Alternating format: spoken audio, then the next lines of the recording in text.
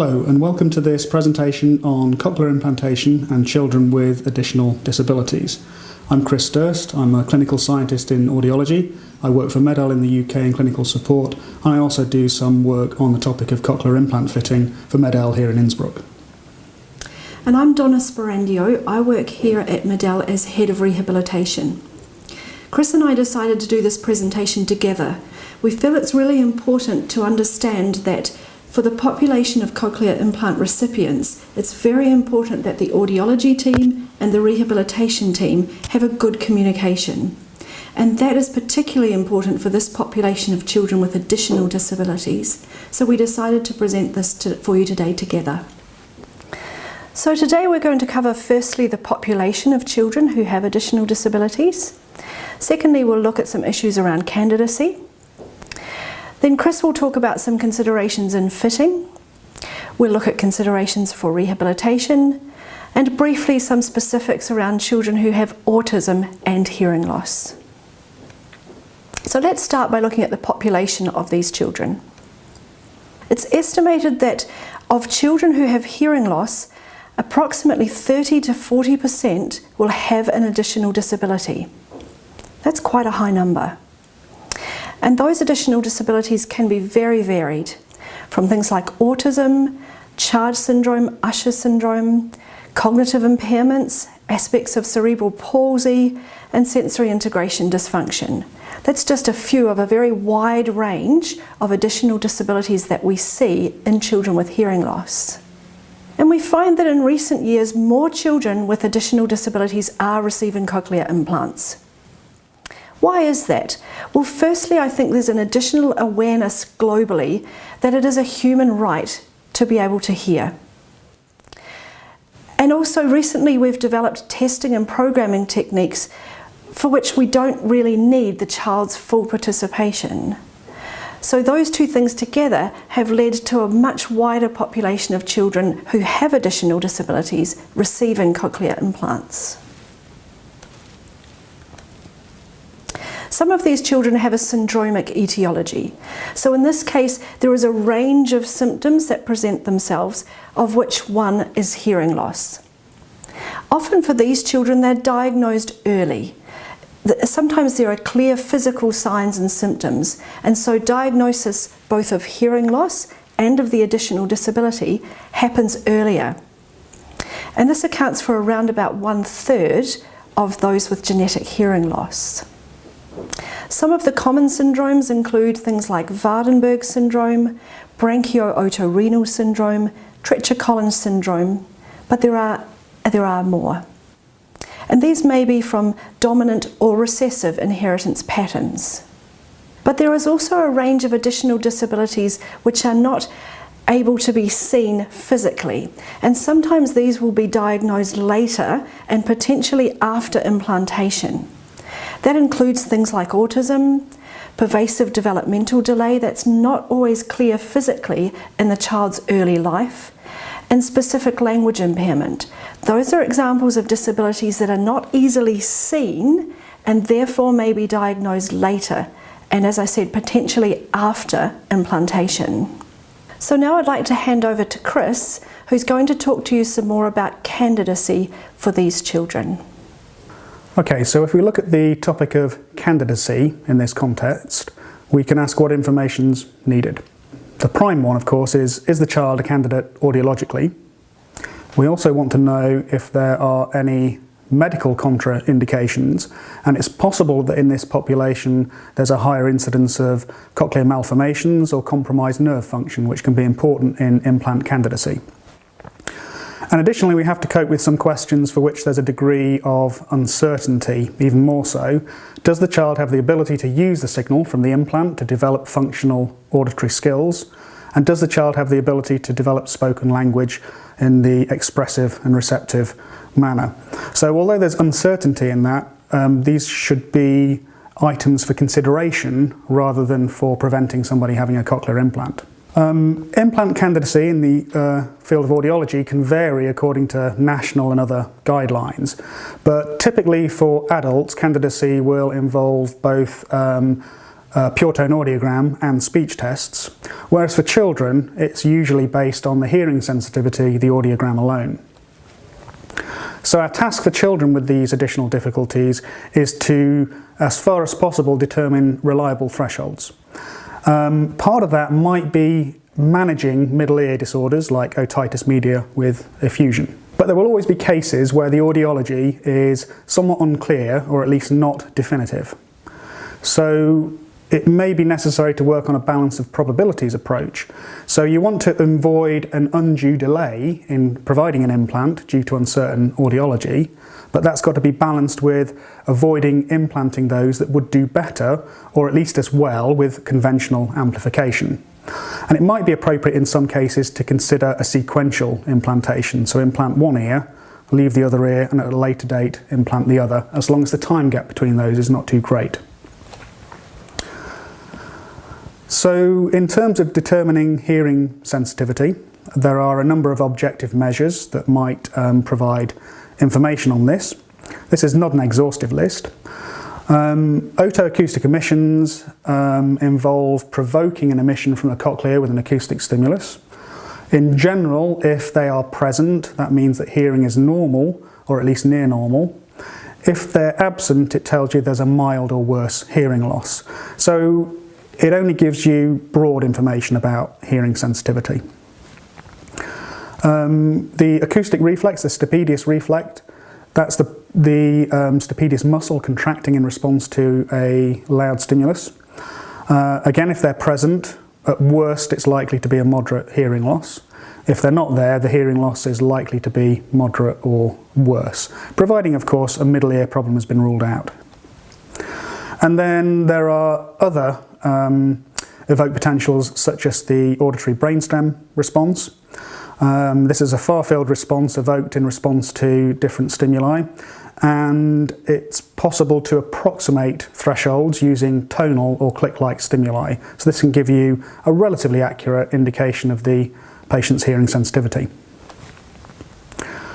So in paediatric audiology in general, there's a range of tests that we can use that can be applied to different age, developmental age I should say, capabilities and cognitive status of the patient. So we have a spectrum of developmental age and a spectrum of response behaviours, and they cover a armoury, if you like, of well-known audiological techniques and tests. So we have behavioural observation. This is simply looking to see if there's a change in behaviour in response to a sound stimulus. So it could, for example, be the onset of sucking behaviour or a cessation of sucking behaviour. There is the ability to use visual reinforcement audiometry. That's a paradigm where you condition a head turn in response to a sound stimulus, and you can then use the conditioned response to investigate hearing sensitivity. A little bit further up the developmental age spectrum, it's possible to do conditioned behaviour like play audiometry. So the child might put a ball in the box in response to a sound stimuli. And at the higher end of the developmental age, then you of course have the ability to do a classic pure tone type audiogram task. And the important thing to remember here is that the further down this kind of spectrum that we go, the more likely you are eliciting minimum response levels rather than true thresholds. So the real hearing sensitivity is below those levels, but it's not enough to elicit a behaviour from the patient. So you have to bear that in mind, and it's only when you get up to the higher end of this kind of spectrum, classic pure tone audiogram type task, that we are actually dealing with true thresholds. So that has to be factored in. Okay, and for the next section on managing audiology, I'm going to hand back over to Donna. Thanks for that, Chris. So I'm going to talk a little bit more about some aspects to consider as we manage the audiological process. We've often found that it's an excellent situation if the rehabilitation professional can be part of the audiology testing. So it can be very helpful to have the rehabilitation professional who sometimes knows the child and knows the family really well present in the session to assist the audiologist, and just because they know the child really well. So Chris talked about behavioural testing. This is when we're looking for a physical response from a child to a sound stimulus. The question sometimes that's difficult with this population is, what are we really looking for? Sometimes it can be helpful to observe the child's responses to other types of sensory input. For example, how does the child show a response to touch? How do they show a response to a smell? How do they show a response to a change in their visual field?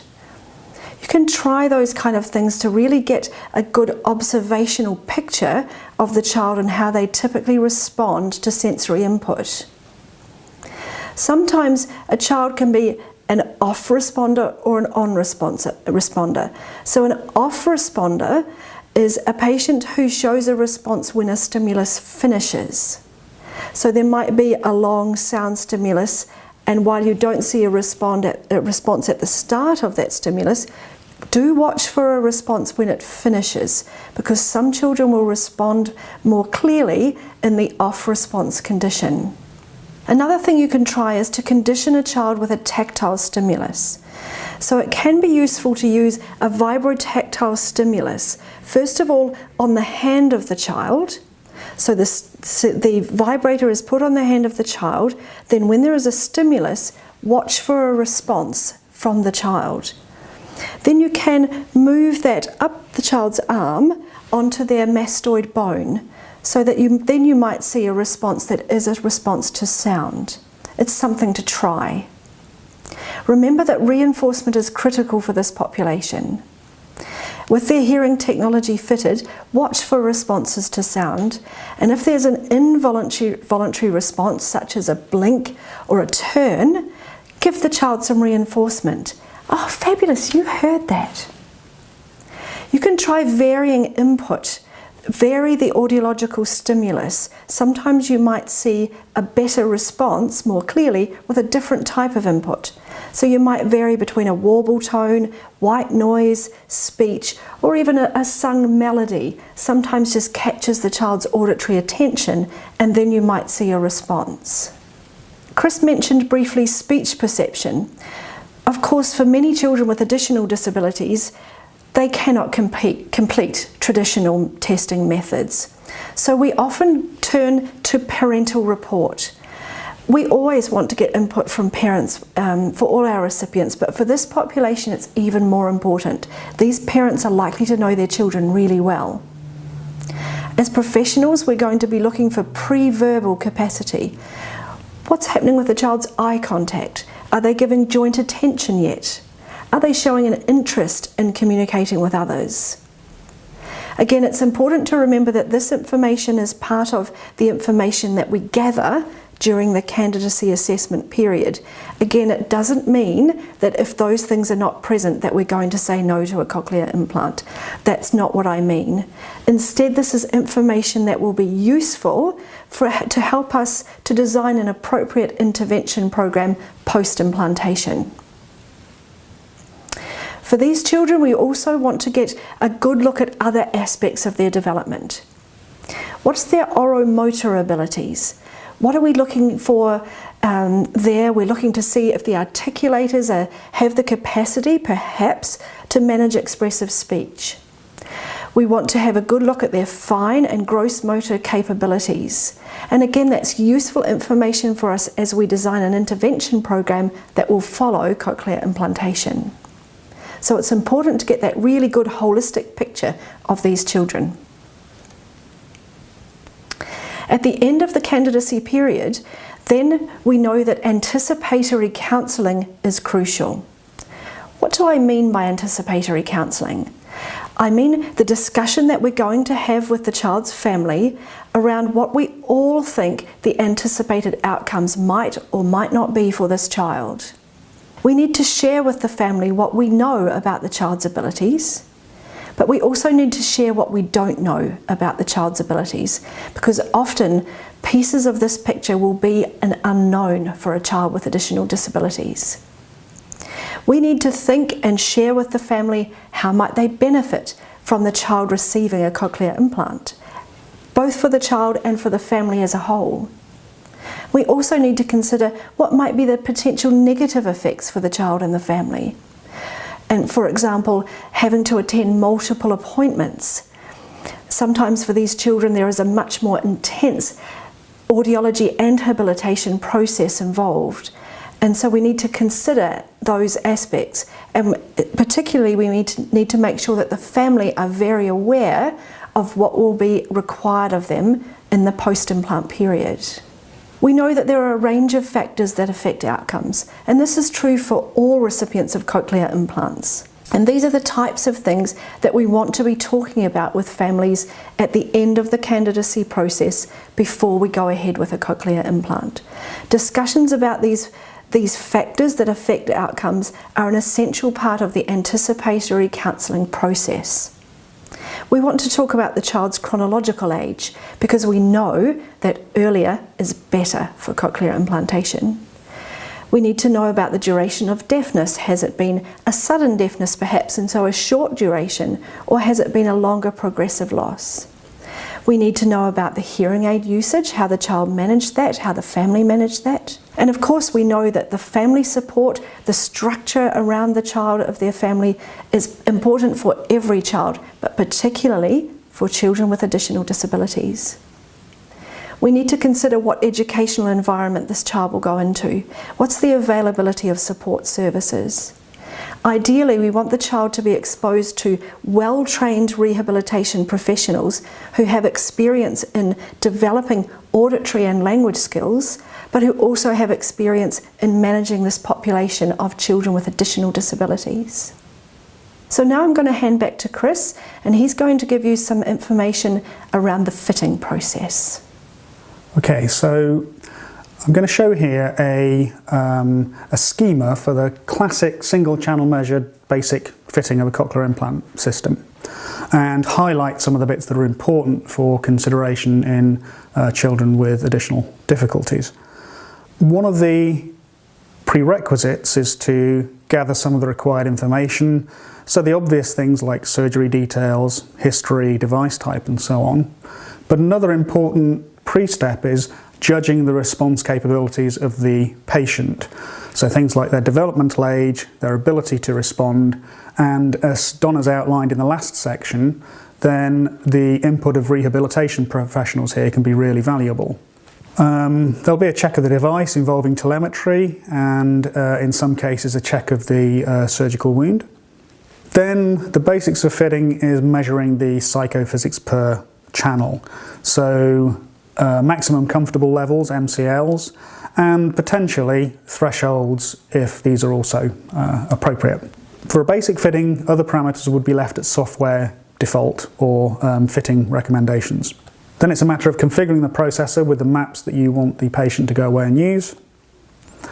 And part of that is verifying those maps are going to be good to use in the outside environment. One of the very important parts of that is to make sure that there's a loudness check to make sure that no stimuli through the map would be uncomfortable in everyday life. And depending on the developmental age and the capabilities, etc., you might evaluate the subjective impression of the map and potentially some formal or informal tests. And of course it's important to counsel and advise the carers or parents of the patient about how you expect them to use the device. Okay, so we'll look at some of the additional considerations. The capability of the patient to respond will vary with their developmental age, their cognitive capability, their motor skills and so on. Their attention span might be quite limited, so there's a need to work quickly and efficiently and therefore prioritise the most important measures that will give the most value in the map. It's really important that there's the establishment of some rapport and some sort of routine in the clinic environment, so making sure there are appropriate toys and props that you're going to use in testing and making sure that everything is child friendly. It is very important to avoid overstimulation because that can increase the likelihood of the patient rejecting the device. So there is a need for a conservative approach, but on the same by the same token, you also can't be too conservative and leave levels very low for a long time and not deliver any useful stimulation. And another very important part of the fitting process, I think, is determining from parents and additionally, perhaps with input from rehabilitation professionals, how the child shows discomfort or unhappiness with a situation. This can be useful to make sure that you're not overstimulating, you're not providing something that's unpleasant for the child. And if there is no reported method or behaviour, then obviously you need extra caution in the fitting process. So we can remember that there's a wide range of everyday sounds in the environment, from very quiet all the way up to very loud. But for somebody using electrical stimulation to hear, the actual electrical stimulation dynamic range is much narrower, so systems use compression to reduce that big range of everyday sounds into the levels set in the map. And the principally important level is the MCL, the maximum comfortable level, but in cases the threshold level can also be important too. But we'll concentrate on MCL's maximum comfortable levels for now. So we can look again at our spectrum of response behaviours against developmental age. So the types of tests or tasks that can inform where to put the electrical thresholds in the map are rather similar to what we reviewed earlier on in terms of hearing sensitivity and audiology. So we have unconditioned behaviours, a conditioned head turn using the visual reinforcement audiometry paradigm. We have conditioned behaviour like play audiometry, ball in the box, right up to the classic threshold type task looking rather similar to pure tone audiometry. And again, the important point here is to remember the distinction between minimum response levels, kind of lower down on this chart, versus actual thresholds higher up. And if we look at the MCLs, the upper end of the dynamic range, then again, there's a range of responses that can be elicited. So at a relatively low developmental age, you can elicit a blink reflex in response to a very loud sound. There could be other behavioural changes like stilling, crying, onset or cessation of sucking, etc. There could be behaviours like removal of coil, turning to parents, looking less happy. There could be language-based behaviours, for example, saying or signing or otherwise indicating that a sound is too loud or unpleasant. And kind of at the top of the chart, there is the ability to do loudness scaling, so to respond to a stimulus by saying how loud it is, whether it's quiet, medium, loud, too loud, and so on. So let's look through some of those in more detail.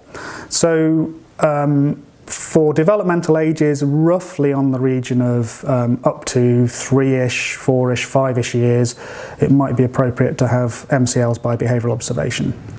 It's a good idea to use a channel sequence where you begin in the middle of the array, move towards the basal end, then move towards the basal apical end, and then fill in any blanks as necessary. That'll be a better channel set if you need to interpolate values. To do this task, you want a relatively low-level distraction activity that engages the child but does not engross them too much. We want to be careful, so we begin at a conservative level. In MED-EL terms, that could be around 5 charge units or about 25% of a previously known MCL. You raise and present, observing the child all the time, and you're looking for some sort of auditory response behaviour. You also want to keep an eye out, of course, for any behaviour that could indicate non-auditory stimulation. So a classic one could be a face twitch, but also maybe the sound is causing the stimulus, is causing a sensation or pain or discomfort. We also have to be a bit careful, especially in this population, because no response doesn't necessarily mean the stimulus is comfortable for the patient. All the while, one has to keep an eye on the attention state and the cooperation state of the individual, and it might be appropriate at any point to stop, only having measured a subset of measures, and then interpolate from those. It's also important to be able to distinguish between a non-auditory behaviour and a blink reflex. If we look at an oropalpebral reflex, a blink reflex, it will be elicited by stimulation on one side, but it will generally be bilateral. Both eyes will blink in unison, and there won't be asymmetry between them. However, if there is the elicitation only of a blink on one side, or an eye movement on one side, there's a higher tendency that that's non-auditory stimulation rather than a true blink reflex. So we can do a little demonstration here using the programming software, we begin at a low level of presentation. Our child is still happy, so we continue, we move up, we move up, we move up. Now we get to this level, they're still happy, but we go one level higher and we see a blink reflex. So what we do then is move the stimulus level down one step size, recheck, represent. If they're happy, that's actually quite a good place to leave us MCL in the map. Again, another example, we begin at a low level, we work up, and we get to a point where there is a crying behaviour. Okay, so we bring the level down, recheck, and if they're happy, that's also a fairly good point to leave us MCL. And of course, there is more than one type of crying behaviour, so you want to be fairly certain that it's a behaviour that would be consistent with the sound being a bit too loud, rather than, for example, it's just a novel sound. It's an unusual situation. Okay, in the fitting software, if you want to be conservative, you take the levels down a large step size, 15% below the point of discomfort or the blink reflex. A little bit more aggressive, which might be appropriate for a fitting 2, 3, 4 months down the line from initial stimulation, you might use just the smaller step size. But if you do that, be very sure to repeat the stimulus and make sure that it's okay. Okay, so once a set of MCLs are established, you want to do the process of finalising the map or the fitting. If there's a subset of measures, you can use interpolation to establish the profile. It's very important to verify the MCLs there with the sweeping function. So this is effectively presenting at MCL level. If there are some channels that weren't measured during the session, so they just had an interpolated value written to them, it's particularly important to investigate those cautiously. So begin the sweep at a low level of 20% and work up until you get to 100% of the dynamic range. By working up slowly, you will be able to capture any undesirable behaviour like a particularly low MCL or a non-auditory stimulus without causing anything too unpleasant for the patient. Once that's done and you activate a map, you can do this in the context of a noisy environment, so handheld instruments, musical toys, noise generators are all very useful here. Begin at a conservative volume level and work up to 100% volume. If at any point there is true signs of discomfort, you would want to globally reduce the MCLs until the map's acceptable. Practical consideration, it probably makes sense to disable some functionality on the patient's remote control or processor, so you probably wouldn't want them to have access to sensitivity or volume.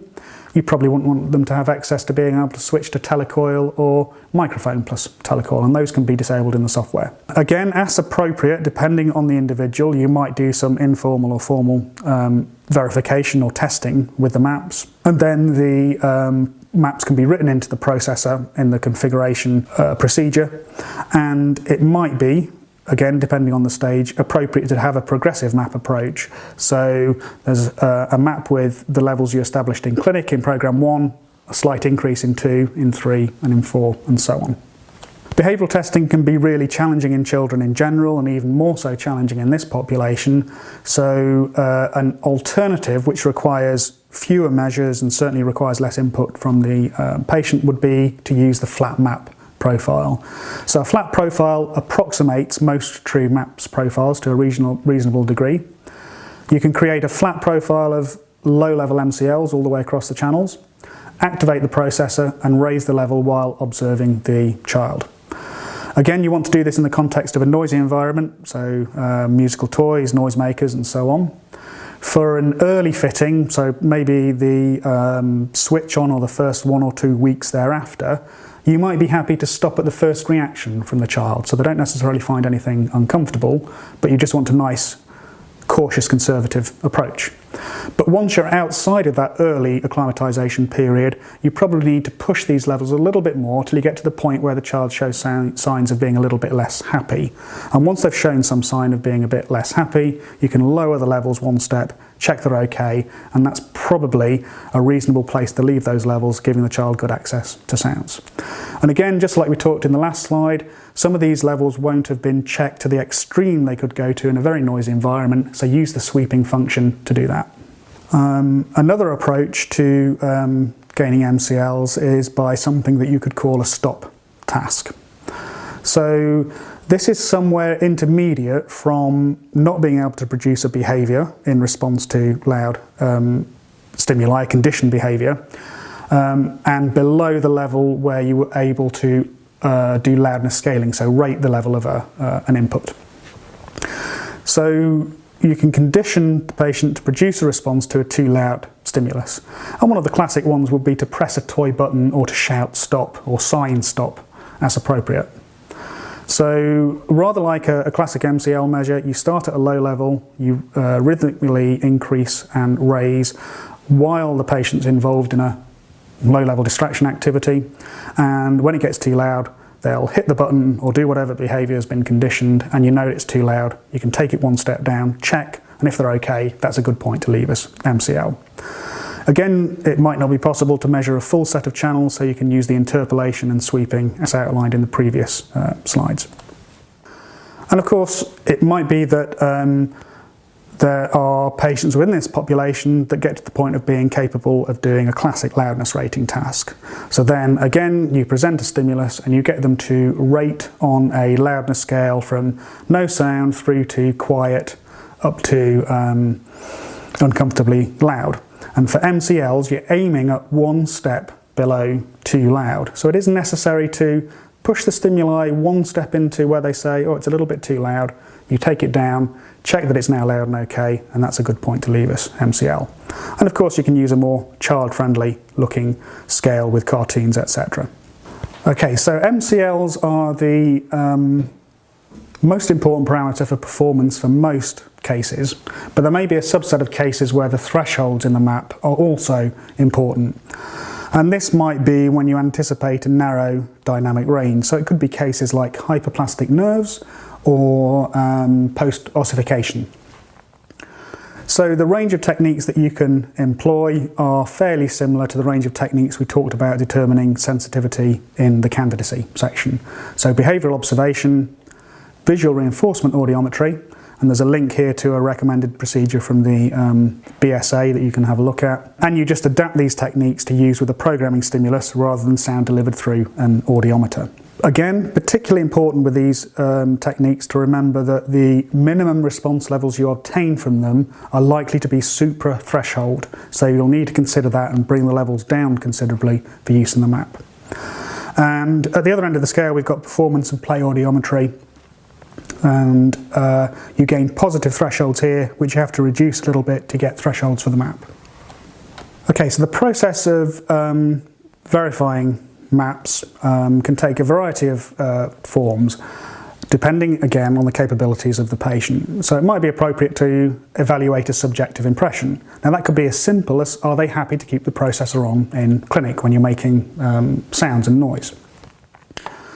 And making sure there's no sign of discomfort or non-auditory stimuli for intense sound levels presented in the clinic. If we are going to do formal measures, you obviously need to choose age-appropriate, developmental age-appropriate tests. Detection tasks might include classic sound field thresholds. They could include detection of ling sounds. A little bit higher up the capability spectrum, you might look at discrimination. So for example, can you discriminate ling sounds? There are other tests, closed set tests, tests like the ACE. And again, it might be appropriate for some people to use formal speech test, whether a closed or open set task. Okay, I'm going to mention a little bit now about objective measures and their utility in mapping. The ESRT is the activation of the stapedius muscle by a loud electrical stimulus through a system like a cochlear implant. And that can be measured post-operatively using a tympanometer. In that case, the ESRT predicts those fitting levels, the MCLs, very well with a high correlation coefficient. The process of carrying out ESRTs involves confirming there's normal middle ear function, They can be measured ipsilaterally or contralaterally as required. Of course, the child needs to be able to be still and quiet, so a suitable distraction activity is important. It involves using a real-time compliance display or the reflex decay mode of the tympanometer to be able to observe the reflex. And the practical procedure is rather like carrying out a conventional MCL, except that you use a slightly longer burst to elicit the reflex. And of course, all the time you must also observe the patient, see if there's any signs of discomfort, because that could be before ESRTs. It could be that ESRTs are absent in some cases. A reliable compliance change that's repeatable is a good point to leave us MCL, and there are some bits of literature are available from us, for example, an ESRT fitting guide to help with that process. This is just an illustrative example from the literature that shows that the ESRT correlates much more strongly. It's much better at predicting fitting levels than the ECAP threshold. So ECAP thresholds are statistically significantly correlated with MCLs, but the correlation's relatively mediocre. The power to predict MCLs is therefore relatively poor. So ECAP thresholds are better than nothing, but they're probably only better than nothing. With a new version of the fitting software, there is an additional component called ART fit, that's auditory nerve response telemetry, and that uses a new function of the software to measure ECAPs on the channels. It combines it with a channel selection algorithm and post-processing of the ECAP profile to produce hopefully a better correlation or better prediction of fitting levels. And it also has a built-in fallback option of using a flat map. I'll quickly show you some screenshots so we can understand the mode of the ART fit in the software. When you create a new map, you can choose various options, but the one we're interested in here is using ART fit. The algorithm can be started. It will remind you to observe the patient, and you can pause and go to the next electrode in the case of loudness discomfort. It will scan through an intelligently chosen selection of channels up to a certain level, looking for ECAP responses. If it finds them, it gives you a little graphical display that they're there. And then it will, at the end of the process, produce a profile for you and open up the fitting task so that you're now able to adjust that profile. It's important to remember that the profile that's produced is fairly conservative. It's been reduced to make sure there's no overstimulation. So you do need to remember that you will have to raise this profile to the point where you get a response that you're happy with. You can use the techniques as per the flat map outlined in earlier slides, and again, don't forget to use the sweeping function to verify those levels. So if we wanted to fit this new task into our classic set of tasks that we can use for predicting fitting levels, we can very broadly rate these on their power to predict the best map levels. A guess isn't very good. Pure ECAP data, better than nothing, but not great. A flat map, a reasonable choice for approximating and getting you going. And at the top we've got ESRTs, or precise MCLs, measured with a good fitter and a good responder. Of course, in the population we're talking about today, it's much likely that these MCLs will have a degree of uncertainty with them. So where they will fit in on this scheme is a little bit more, or should I say less definite. And the ECAP algorithm we expect will fit somewhere in here. So it's probably going to be better than a simple flat map, but we don't think it's likely to be as good as ESRTs or classic well-measured MCLs. So it will be a nice technique, particularly for this population, to get you started and provide a map where we can be confident there's a good chance of access to sound, but it will need later refinement and probably some behavioural input later on. Okay, so at the first fitting, as with any child, it's difficult to predict how they're going to respond. So there is a need to prepare for anything, including the possibility of no response, and including the possibility the child's quite upset by the process.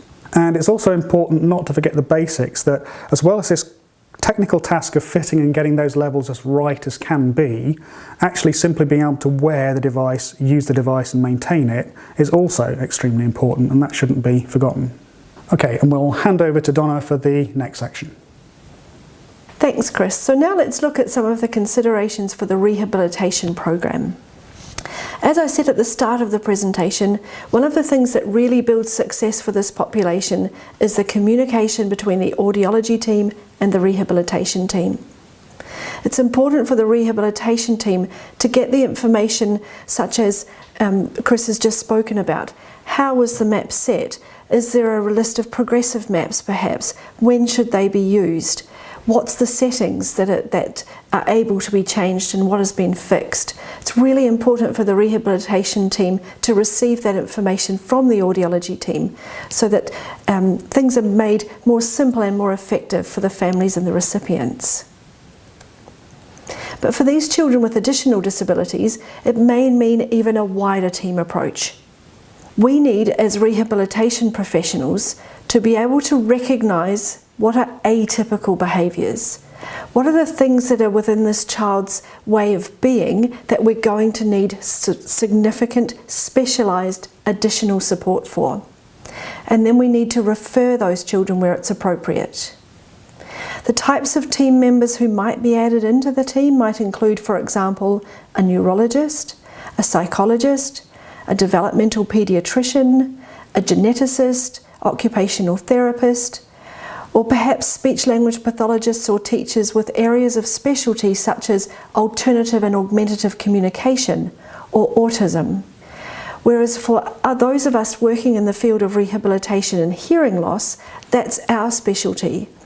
And it's difficult for us to have all the information we need on all the types of specialties that might be needed for a particular child.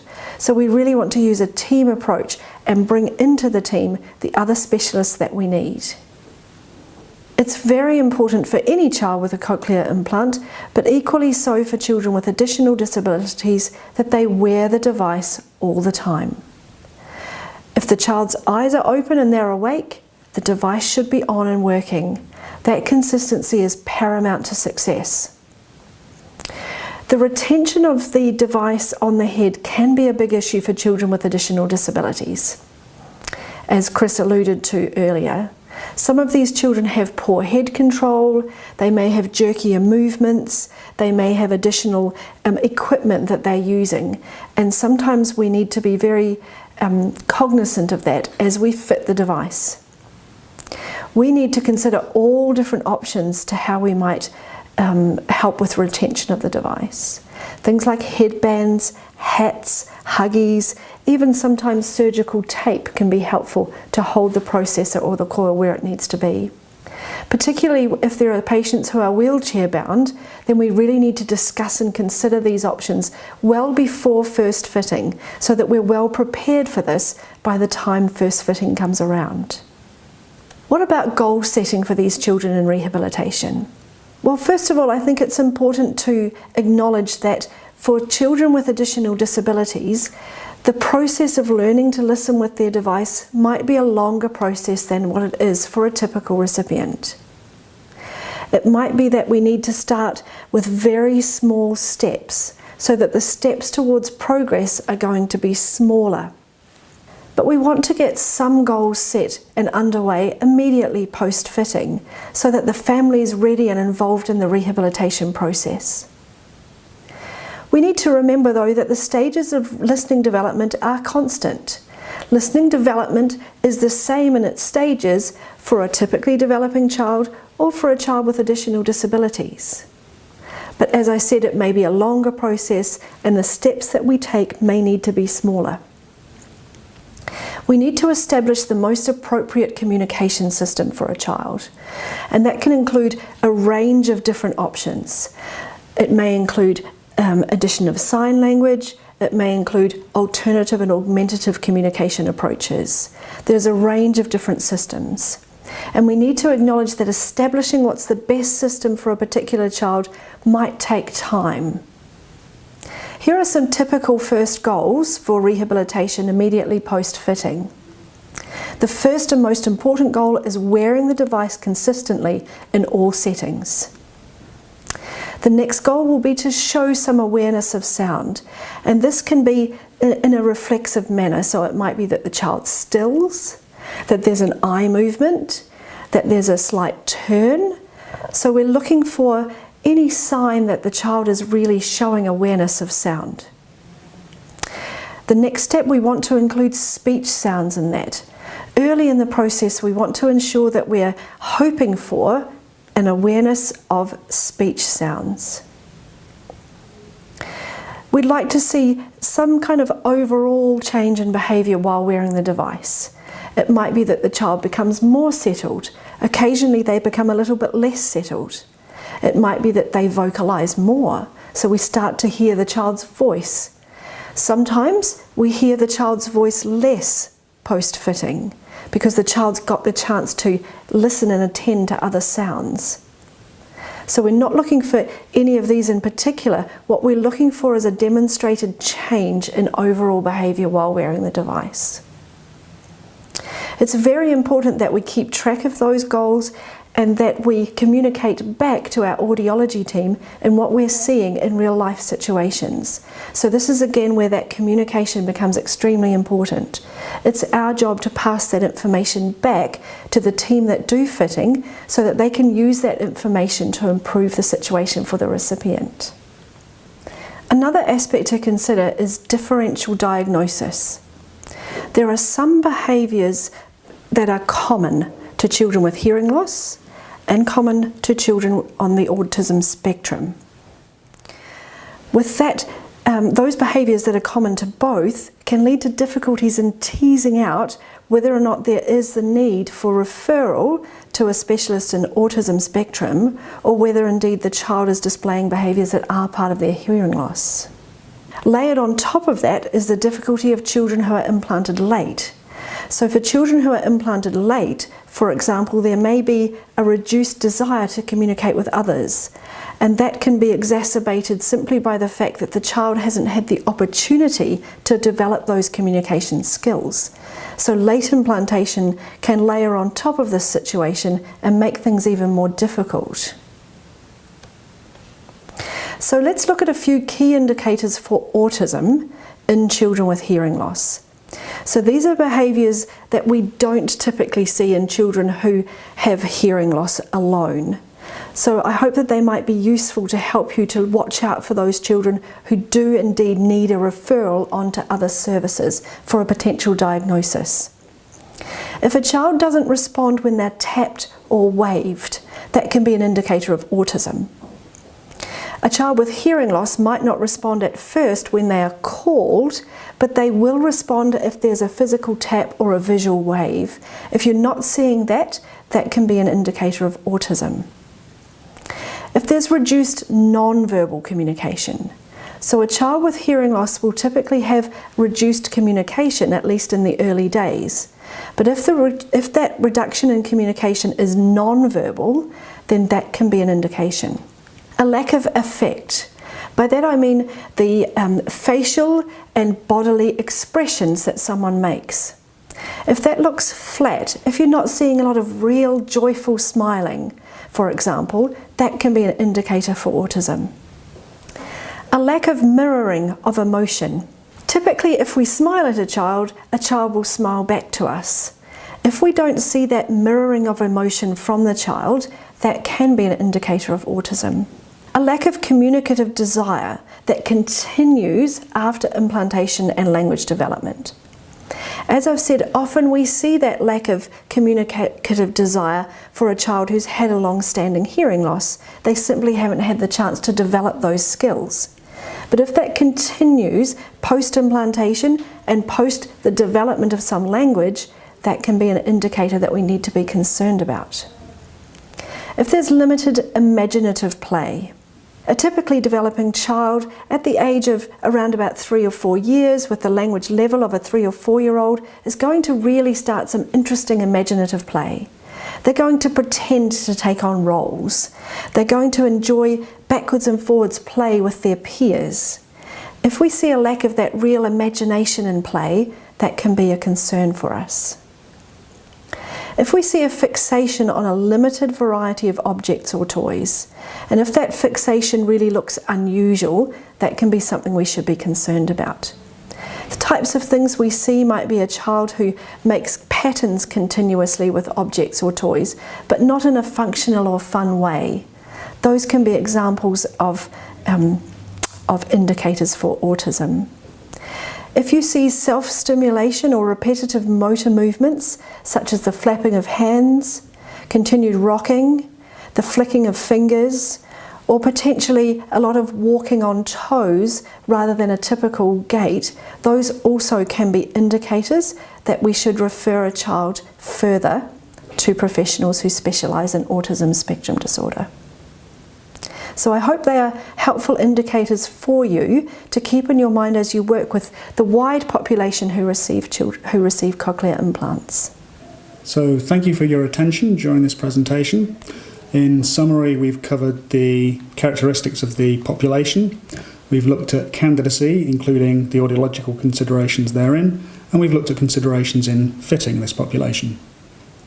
We've also looked at some of the considerations in rehabilitation, and specifically a small amount of information on children who have autism and hearing loss. So thanks for your time. Thank you.